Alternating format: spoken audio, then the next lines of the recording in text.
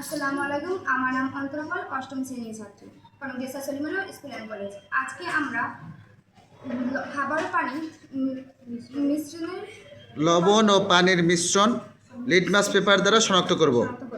তার জন্য আমাদের প্রয়োজন একটি বিকার, একটি চিমটি, একটি লাল লিটমাস এবং নীল লিটমাস এবং একটি লাড়ানি এবং খাবার লবণ। প্রথমে আমরা একটি বিকারে 50 মিলিলিটার পানি নিব।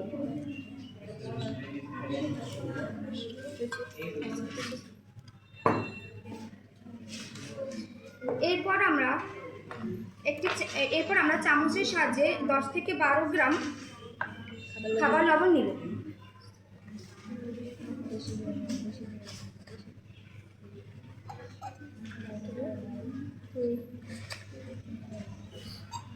এরপর আমরা চামচের সাহায্যে এটি ভালো করে লাগাতে থাকবো যতক্ষণ এটি মিশ্রিত হচ্ছে।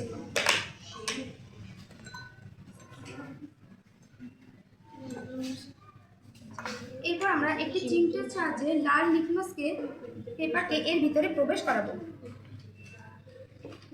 এবার দেখা যাচ্ছে এটার কোনো পরিবর্তন হয়নি। পরবর্তীতে আমরা নীল লিটমাস পেপারকে আবার এই দ্রবণের ভিতরে প্রবেশ করাবো।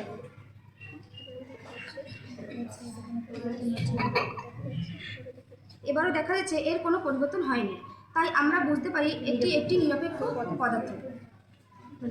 ধন্যবাদ।